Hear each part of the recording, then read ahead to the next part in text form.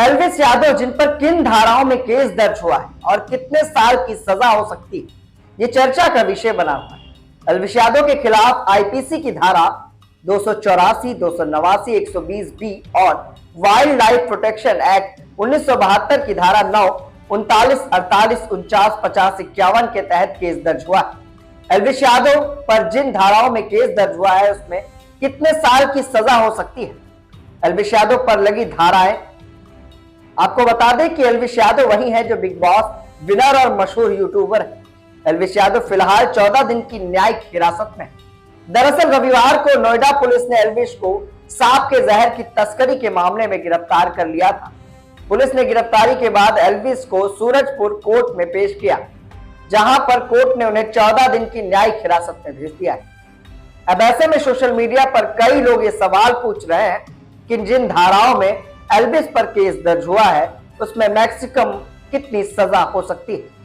चलिए आज आपको एल्विस यादव के बारे में पूरी जानकारी विस्तार से देते हैं। आखिर क्या पूरा मामला था। पिछले साल यानी नवंबर 23 में नोएडा पुलिस ने एल्विस यादव समेत 7 लोगों के खिलाफ सांप के जहर की तस्करी के मामले में एक केस दर्ज किया था। इस मामले में तब नोएडा पुलिस ने सेक्टर 51 के सेवरेन बैंकेट हॉल से 5 लोगों को गिरफ्तार भी किया था।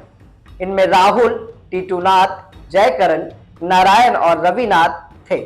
इन लोगों के पास से 20 मिली सांप का जहर, 9 जिंदा सांप जिनमें 5 कोबरा, 1 अजगर, 2 मुहा सांप और 1 रेड स्नैक भी बरामद हुआ था।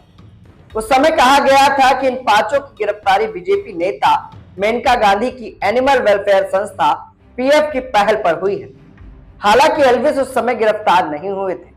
अब इन धाराओं के तहत केस दर्ज हुआ है और पर्याप्त सबूतों के आधार पर नोएडा सेक्टर 49 की पुलिस ने एल्विस यादव के खिलाफ केस दर्ज कर लिया है। फिलहाल इस केस की विवेचना सेक्टर 20 की पुलिस कर रही है।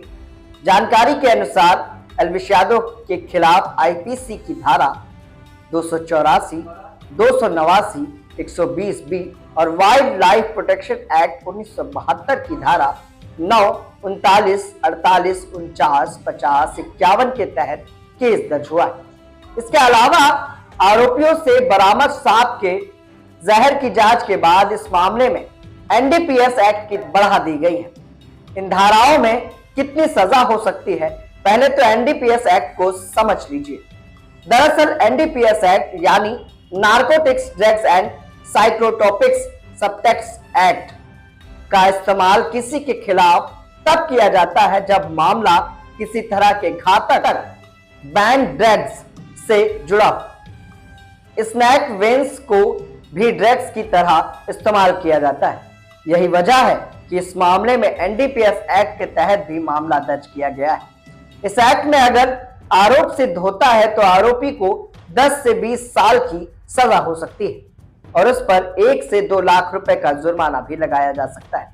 वहीं वाइल्ड लाइफ प्रोटेक्शन एक्ट की जिन धाराओं के तहत एल्विस पर मुकदमा दर्ज हुआ है उनमें 3 से 7 साल की सजा हो सकती है, जबकि आईपीसी की धारा 284 और 289 के तहत अगर किसी पर आरोप सिद्ध होता है तो उसे 6 महीने की जेल हो सकती है और 1000 रुपए का जुर्माना भी लग सकता है। वहीं आईपीसी की धारा 120 बी के तहत अगर आप पर आरोप साबित हुए तो आपको उम्र कैद या 2 साल की सजा या उससे अधिक की कठोर कारावास हो सकता है। एल्विस यादव चर्चा का विषय बने हुए। इस मामले को लेकर पुलिस सघन जांच कर रही है और एल्विस यादव 14 दिन की न्यायिक हिरासत में। अब देखने की बात है कि इस मामले पर कोर्ट आखिर इनको किस तरह की सजा सुनाता है, क्योंकि पूर्व में 2023 में जब मेनका गांधी ने अपने संस्था के माध्यम से इन पर मुकदमा दर्ज कराया था तो पर्याप्त साक्ष्य न होने के कारण एल्विस यादव छूट गए थे और 5 लोग गिरफ्तार किए गए थे। उम्मीद है हमारी खबरें, हमारे चैनल की सारी एक्टिविटी आपको पसंद आ रही होगी। हम कोशिश कर रहे हैं कि आपके लिए कुछ खास और रोचक जानकारी इसी तरह से लेकर आए।